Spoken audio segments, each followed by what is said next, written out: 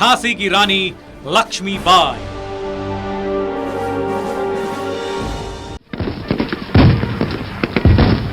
Now, Rani ji dedicated herself to the preparations for war completely. New weapons were made. Ghulam Ghaus Khan repaired all the guns in 2 days. General Rose was on the verge of attacking Jhansi. He sent a letter to Rani ji.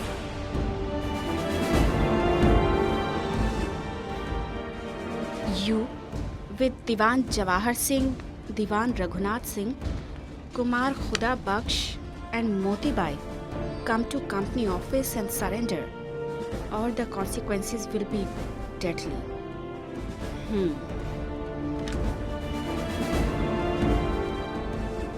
After Ali Bahadur eloped, faithful Peer Ali won the confidence of the Queen and her associates.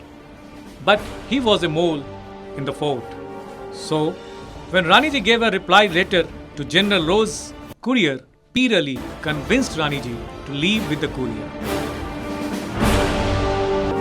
With your permission, Her Highness, I wish to go with him to know the exact might of British Army. I would dig their strategies. Simple-hearted Rani ji took the words of Peer Ali to be true. But Peer Ali met British officers and disclosed the information about Rani ji. He also bargained his position in the game. Oh, Rani ji is preparing for self-rule with the help of revolutionaries. It deserves to be crushed. On Tuesday, 25th March, Rose ordered for the attack. Every bullet was answered with a bullet. In the day, male soldiers took the charge of the frontiers, and in the night, women fought the Britishers with courage. This did severe damages to the Britishers in the east. Rani ji called for Tatya's help from Kalpi. Juhi and Kashibai took the responsibility of taking the message. One night, Peer Ali managed a chance, got out of the fort and reached the company offices. He told the exact position of fort's guns. He assured them the opening of one of the gates in the south. After this arrangement with Britishers, he came back to fort and started again as nothing had happened. Britishers, as per the information by Peer Ali, started attacking from Jar Mountain, and the destruction of Jhansi started. Run! Run! Help! Help us! Citizens were killed in large numbers. Fort's western walls got a big hole. Innocent citizens, conditions, all moved the Queen. Ghaus Khan also changed the positions of his guns and damaged the Britishers' guns. Britishers were forced to stop attacks from the western side. Sundri went to Uncha Fatak to have a view. There, she had a conflict with Dulhazu. Peer Ali took the advantage of this and made Dulhazu on his side. Now, Her Highness, you won't be able to save your Jhansi. On receiving the request, Tatya marched towards Jhansi along with his army. But he was confronted by Rose 8 miles from Jhansi. Tatya had to move back with the remaining army. Hooray! Hip hip hooray! Hip hip hooray! Hooray!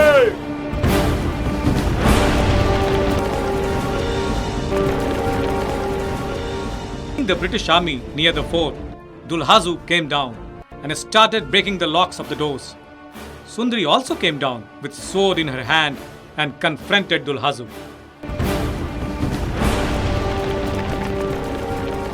You unfaithful to motherland? Britishers won't accept you. Dulhazu took the attack on his rod. Sundri's sword broke. Sundri threw the remaining piece to Dulhazu. Right at that moment, Britishers forced the gate and opened it. A bullet pierced through Sundri's head. Har Har Mahadev.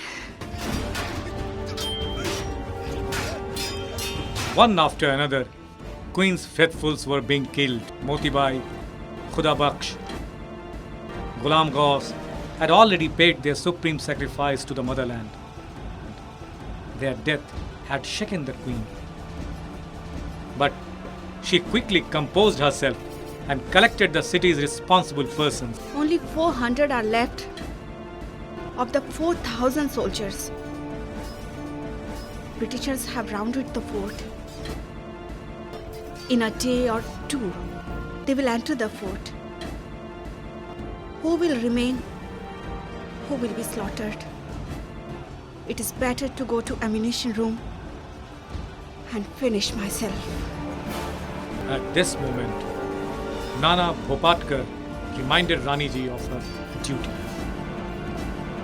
Mundir brought her son Damodar Rao. Raniji took Damodar Rao in her arms. Raniji closed her eyes for a moment and felt the field of Kurukshetra in front of her. Lord Krishna's words came to her mind. Arjun, hold your Gandiv and kill your enemies.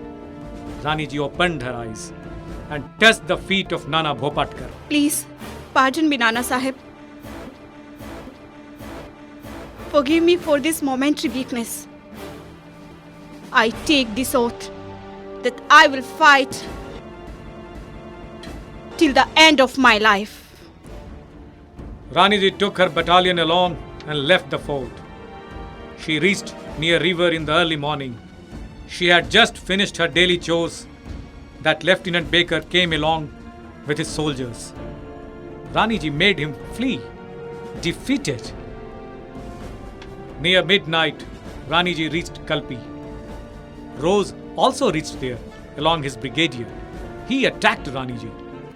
Raniji showed an exemplary war skills, but her horse got wounded. Raniji, your horse is wounded. Yes, but still with me. He will keep doing his duty. Take some food, please. I'm feeling really thirsty. Can I get a glass of sharbat? I'll arrange. Ramchandra Deshmukh, Ji Rani ji. you take Damodar on your back. If I am killed, take him to the south, please. And be careful. Britishers should not touch my body. Britishers rained fireballs on the Queen. There was destruction everywhere. But Rani Lakshmibai fought, and made Britishers to retreat. Even Britishers were impressed with her skills. During the fight, Raniji received news of Juhi's martyrdom. She took the reins in her teeth and fighting with both her hands, she made her way. The war field had Sonrekha Nala on southwest side and a few steps ahead, Baba Gangadhar's Kutia. Mundir was side by side of Raniji and giving her cover were Raghunath Singh and Ramchandra Deshmukh. Tatya Tope was expert in breaking the Chakravyuh. So he got his escape from the clutches of British. It was dusk. The last of Raniji's faithful soldiers were also killed. About 15 horsemen and a few other soldiers were cheering Raniji. Giving support to Ramchandra Deshmukh, Mundir also gave her life. Suddenly, one Britisher's knife pierced Raniji's chest. Raniji finished him then and there.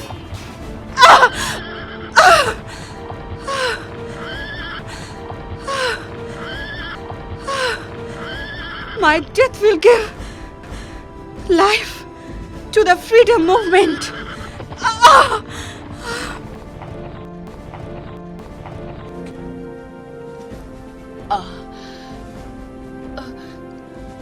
On Raniji's advice, Raghunath Singh tied the body of Munde on his back. Even in wounded condition, she was doing great damage to British battalion. Now only 5 British soldiers were left. Raniji tried to cross Sonrekha Nala, but wounded horse could not do it. British soldiers, meanwhile, reached there. Now a bullet pierced Raniji's left thigh. Raniji took sword in her left hand and held the seat with the right thigh. She killed one of them, but immediately came another one. Raniji's horse lifted his front feet. The blood started gushing out from Raniji's wounds. At this moment, a Britisher attacked Raniji with sword.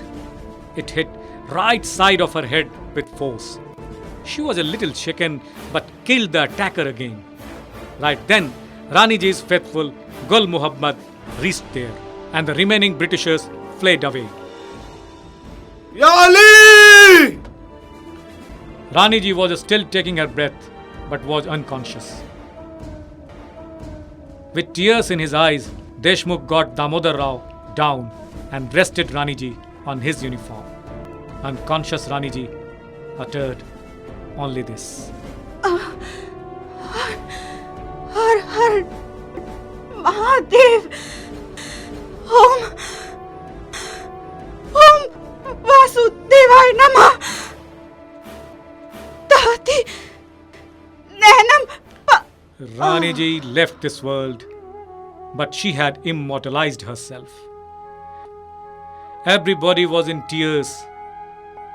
Baba Gangadas Kutia was near with Kutia's bamboos. Raniji's cheetah was prepared. Deshmukh kept Raniji's and Munde's bodies on it and lit the holy fire. Gul Muhammad made a pakka floor on it that night only, so that Britishers are not able to touch even her ashes. In the morning came company officers in search of Raniji's body. They asked Gul Muhammad, "Whose mazar is this?" This is our Peer, enlightened spirits.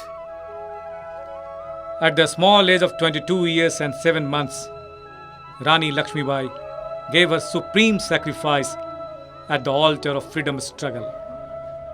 Her age was small, but life quite big. Her courage and dedication, her struggle for the nation ensured a respectful place in the history.